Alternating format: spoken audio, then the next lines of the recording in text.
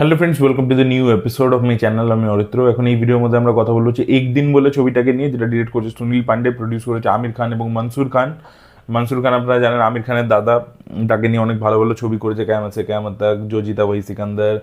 তার পরবর্তীতে আমিরকে নিয়ে করেছিল আকেলে হাম আকেলে তুম, যেটা আগেন কাইন্ড অফ রিমেক ছিল আর কি, ক্র্যামার ভার্সেস ক্র্যামারের।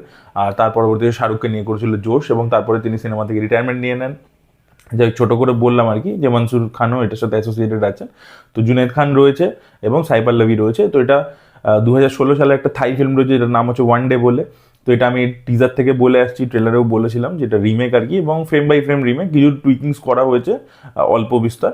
আর বাকি সবই আর কি মোটামুটি সেম আর কি, প্রত্যেকটা ভিজুয়ালসকে ম্যাচ করে করেই করা হয়েছে, একদম ফ্রেম বাই ফ্রেম রিমেক। এখন আমার ছবিটার থেকে প্রচণ্ড কম এক্সপেকটেশন ছিল, তার কারণ হচ্ছে আমার অরিজিনাল ছবিটা দেখা প্রথম। সেকেন্ড হচ্ছে কি, যে ওরা ট্রেলার লেভেলেই সব গিভঅ্যাওয়ে করে দিয়েছে, কিচ্ছু চেঞ্জেস সেইভাবে অ্যাজ সাচ করেনি, ছোটো ছোটো কিছু করেছে, আমি সেটার মধ্যে আসছে। তো আমার এক্সপেকটেশন খুব কম ছিল। এবার যেহেতু মাইট বি আমার এক্সপেকটেশন হয়তো খুবই কম ছিল, তাই জন্য আমার ছবিটা না মানে একেবারে যে জঘন্য রিমেক হয়েছে, যে একেবারে এই কোয়ালিটি ম্যাচই করতে পারেনি, সেটা মনে হয়নি। আমার ঠিকঠাক লেগেছে, ঠিক আছে।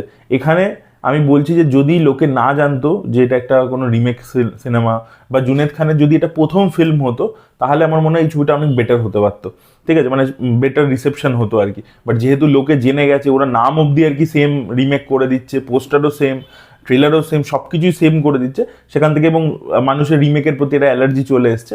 তো সেখান থেকে আর কি ছবিটা এতটাই খারাপ রেসপন্স পাচ্ছে। বাট আমার মনে হয় যদি এটা জুনেদ খানের ডেবিউ ফিল্ম হতো, এবং ওরা চেঞ্জেস ইত্যাদি করে কোর এসেন্সটাকে সেম রেখে বাকি অনেক কিছু চেঞ্জেস করে দিত, এবং ওইভাবে মার্কেট না করতো যেটা রিমেক ছবি, তাহলে আমার মনে হয় বেটার বেনিফিট হতো। যাই হোক, ছবিটার মধ্যে কী কী পজিটিভ দেখুন। ওরা এই যে ম্যাজিকটা, যেটা একটা ম্যাজিক্যাল লাভ স্টোরি, তার মধ্যে কী কী ইম্পর্টেন্ট অ্যাসপেক্ট। এক হচ্ছে, সব থেকে প্রথম হচ্ছে মিউজিক। তো এখানে কিন্তু রাম সাব্বাত মিউজিক খুবই ভালো করেছে, আমার খুব ভালো লেগেছে গানগুলো। টাইটেল ট্র্যাকটা তো আছেই, সেটা তো খুবই ভালো ছিল। আরও যে বাকি গানগুলো রয়েছে, প্রত্যেকটা গানই কিন্তু বেশ ভালো। সিনেমার মধ্যে যে যে জায়গায় সেগুলোকে প্লেস করা হয়েছে, তো গান খুব ভালো, মিউজিকের কাজ রাম সাব্বাত খুব ভালো করেছে। মনোজ লোবো, যিনি সিনেমাটোগ্রাফার, তিনি যেভাবে পুরো জিনিসটাকে শ্যুট করে, জানে তুই জানে না, উনি শ্যুট করেছিলেন। তো উনি খুব কম কাজ করেছেন, চণ্ডীগড়ে আশকি খুব কমই দেখবেন কাজ আজ অব্দি করেছে সে মেন স্ট্রিমের মধ্যে। বাট তার কাজ কিন্তু বেশ ভালো আর কি, ফ্রেমসগুলো খুব সুন্দর করে করা হয়েছে।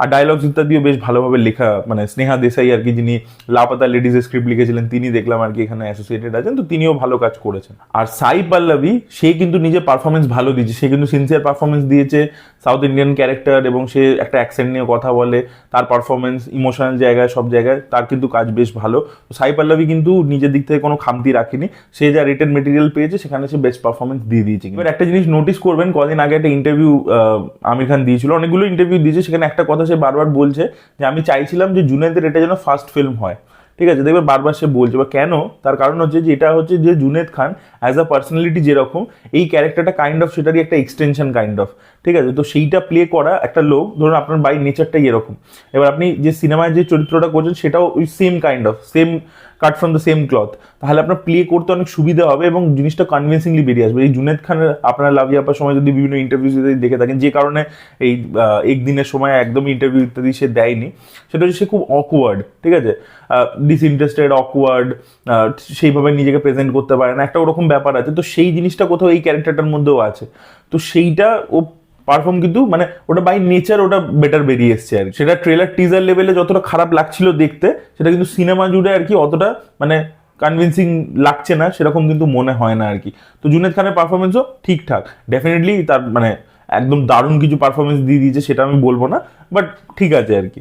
এবার এরা যেটা ঢুকিয়েছে যে সিনেমাটার মধ্যে কিছু জায়গায় না এই হিরোকে মানে কাইন্ড অফ লুজারই, সেটা বারবার অ্যাড্রেসও করছে ডায়লগে, কিন্তু আবার কিছু জায়গায় না মানে তাকে কিছু হিরোইক অ্যাক্টসও দিয়েছে, যেটা অরিজিনালের মধ্যে ছিল না, ঠিক আছে। তো সেগুলোকে প্লেস করেছে ওরা, যাতে যে হ্যাঁ একদম সাধারণ ছেলে, বাট যেহেতু ইন্ডিয়ান সিনেমা তাই জন্য একটু হিরোইজমও তার মধ্যে দেখাতে হবে, ছোটো ছোটো জিনিস দিয়ে আর কি, যে সে একটা হিরো হয়ে উঠতে পারে, সে যদি প্রপার ভালোবাসা পায়, প্রপার পার্টনার পেয়ে যায়, তাহলে সেও হিরো হয়ে উঠতে পারে। তো এরকম একটা ব্যাপারও কিন্তু ওরা পাংচুয়েট করেছে স্ক্রিপ্টের মধ্যে। এটাকে আপনি দুভাবে ভেবে দেখতে পারেন, একটা হচ্ছে যে ছবিটার যে পারপাসটা ছিল, যে কারণে মানে যেভাবে এগোচ্ছিল, যে একটা লোক যে একদমই সাদাসিধে, খুব অকওয়ার্ড, ইন্ট্রোভার্ট, সেই লোকটা একটা এরকম মেয়েকে একদিনের জন্য ভালোবেসে ফেলছে, এবার সেখানে যদি আপনি তাকে সেই আবার কনভেনশনাল হিরোর ট্রোপেই ফেলে দেন, তাহলে পারপাসটা ডিফিট হয়ে যাচ্ছে। সেইভাবে ভেবে দেখতে পারেন একভাবে, তাহলে নেগেটিভ লাগবে। আবার যেহেতু ইন্ডিয়ান সিনেমা, একটু হিরোইজম তার মধ্যে দিতে হবে, ঠিক আছে, ওকে যে খুব ইন্টেলিজেন্ট দেখাতে হবে, সেই ব্যাপারগুলো যে রেখেছে, কাইন্ড অফ চ্যাট জিপিটির মতো কথাবার্তা বলছে, সবই জানে, তো সেগুলো দিয়ে একটা কাইন্ড অফ মানে আন্ডারপ্লে করেছে, বাট একটা হিরোইজম কিন্তু রেখেছে আর কি জিনিসটার মধ্যে, যেহেতু ইন্ডিয়ান সিনেমা। দেখুন এই ছবিটার যে এন্ডিংটা, সেটা কিন্তু থাই ফিল্মটার থেকে ওরা চেঞ্জ করেছে, এটা আমির খান নিজে বলেও ছিল। এবার সেটা যেটা করেছে সেটা খুব একটা টিপিক্যাল ওয়েতে জিনিসপত্রগুলো হয় আর কি। এবার এটাও কিন্তু আগের আমি বলছি আপনাদেরকে, আপনারা একটু পড়ে দেখতে পারেন যে থাই ফিল্ম যেটা আছে সেটা একটা অল্টারনেট এন্ডিংও আছে, ঠিক আছে। একটা তো এন্ডিং আছে যেটা অ্যাকচুয়াল এন্ডিং, যেটা খুবই ইমোশনাল, খুব বিটার সুইট একটা এন্ডিং। এবার একটা অল্টারনেট এন্ডিংও আছে আর কি, যেটা ডিরেক্টর পরবর্তীকালে বানিয়েছিল, রিলিজ করেছিল। তো সেই এন্ডিংটাও মানে আছে আর কি, মানে সেটাই বলছি, মানে এটাও আর কি এরা যেটা করেছে, মানে সেটা এরকম নয় যে মানে সেটা আর কি নতুন তারা ভেবে কিছু করছে, হ্যাঁ, মানে সেটাও আর কি ওখানে থাই ফিল্মের ডিরেক্টর আর কি একটা অল্টারনেট এন্ডিং বানিয়েছিল। তো সব মিলিয়ে ছবিটা দেখার পর যে এক্সপিরিয়েন্সটা, একটা সিনেমার একটা হচ্ছে কি আপনি গল্পটা জানেন, পুরোটাই গল্পটা সেম, বাট আপনি যখন দেখছেন আপনার ইরিটেটিং লাগছে কি যে ভাই এটা কি করেছে, ভাই অরিজিনাল এসেন্সটা একেবারে ধরতেই পারেনি একদমই, সেটা মনে হয়নি এই ছবিটার ক্ষেত্রে। যে না, বাকি সব কটা ডিপার্টমেন্ট, এই মিউজিক বলুন, সিনেমাটোগ্রাফি বলুন, ডায়লগস বলুন, রাইটিং বলুন, তারপরে এই যে সাই পল্লবীর যে পারফরমেন্স বলুন, সেই সব মিলিয়ে না একটা লেভেল অব্দি জিনিসটাকে তুলে দিয়েছে, মেটেরিয়ালটাকে, ঠিক আছে। তার সাথে জুনেদ খান যেহেতু নিজেরই কাইন্ড অফ ক্যারেক্টারের একটা মানে নিজের পার্সোনালিটির একটা এক্সটেনশন প্লে করছে, তার পারফরমেন্সটাও এই মিলিউটার মধ্যে কনভিন্সিং হয়েছে। এই রিমেক আপনি সবই জানেন, সবই গল্প কোন দিকে যাচ্ছে, কি হচ্ছে, সব ঘটনাই জানেন, কিন্তু তবু আপনার দেখে খুব একটা খারাপ লাগছে না, ঠিক আছে। এবার মাইট বি, আমি যেটা প্রথমেই বললাম যে আমার এক্সপেকটেশন যেহেতু ছবিটা থেকে খুবই কম ছিল, তাই জন্য মাইট বি হয়তো আমার এরকম ফিল হয়েছে, সেটাও হতে পারে।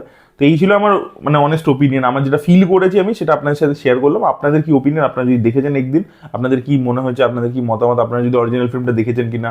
অরিজিনাল ফিল্মটা না দেখে থাকলে আমার মনে হয় এই ছবিটা কিন্তু অনেকের ভালোও লাগবে আর কি, যদি অরিজিনাল ফিল্মটা তারা না দেখে থাকে বা গল্প সম্পর্কে না আইডিয়া থাকে। কারণ এই ছবিটা খুব পপুলার একটা ছবি ওয়ান ডে, এবং সেটার প্রচুর এক্সপ্লেনেশন ভিডিও ইউটিউবে ঘুরে বেড়ায়। তো যারা হয়তো অরিজিনাল ফিল্মটা দেখেনি, এক্সপ্লেনেশন ভিডিও দেখে নিচ্ছে, সেরকম লোকজন আছে। তো আপনাদের কি ওপিনিয়ন ওভারঅল জানাবেন আর কি কমেন্ট সেকশনে। তো that was it guys, thank you so much, by.